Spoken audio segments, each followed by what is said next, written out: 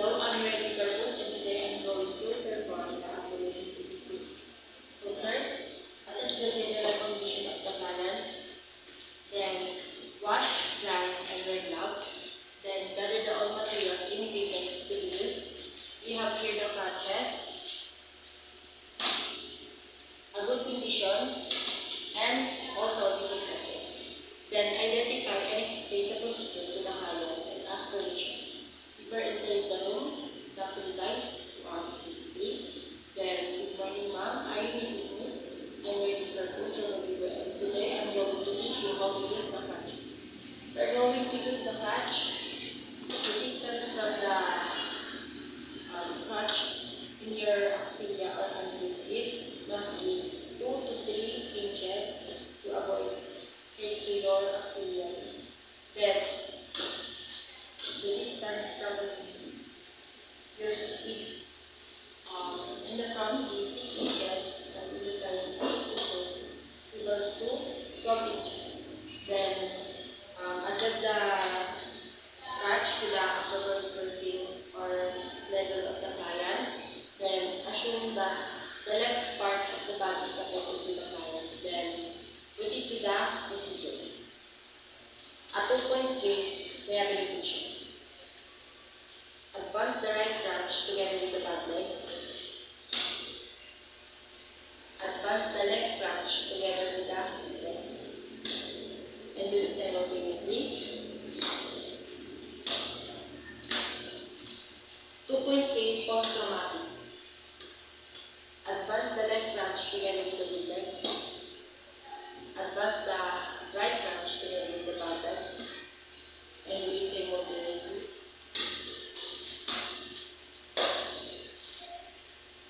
3.8 amputated. Advance the crutches, followed by the good leg. And do it simultaneously.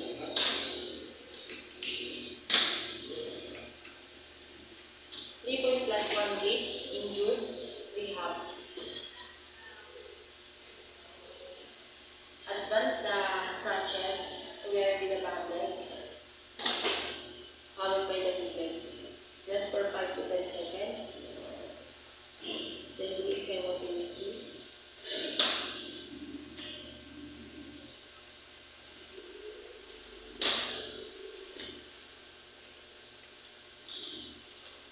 3.+1 gait, automatic.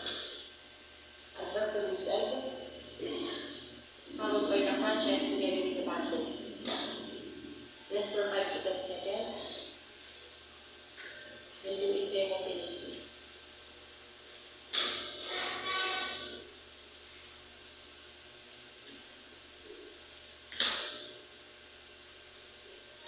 4.8 rehab.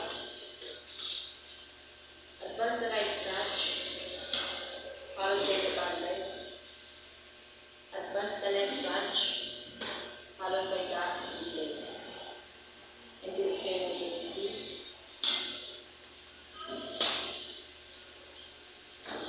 4.8 post-traumatic. Advance the left crutch, followed by the good leg. Advance the right crutch, followed by the bad leg. And do it simultaneously.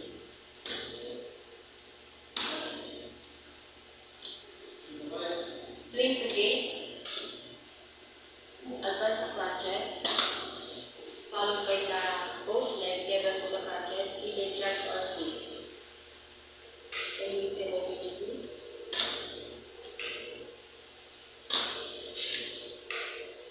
Swing to gait. Advance the crutches, followed by the both leg below the crutches.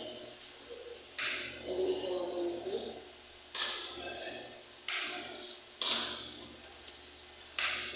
Walking upstairs with wheelings, assuming that we are now in the stairs.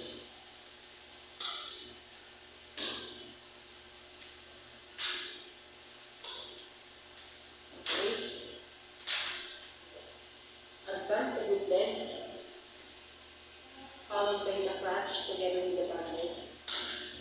And do it simultaneously.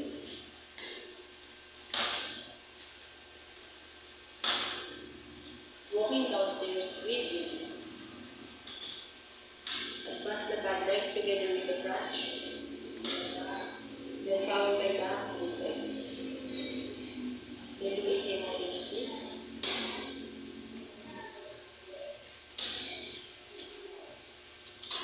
Walking upstairs without release. Advance the good leg, followed by the crutches together with the bad leg. And do it simultaneously.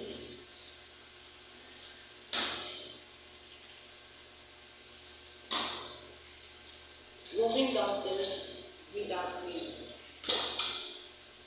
Advance the bad leg together with the crutches.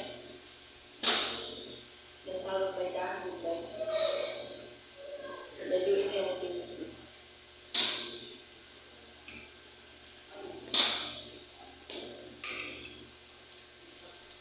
Then after that,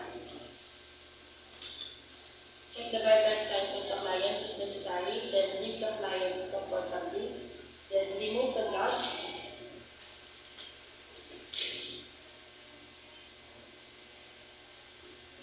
Then wash and dry hands. Then report and obtain the procedure done to the physicians. Procedures done.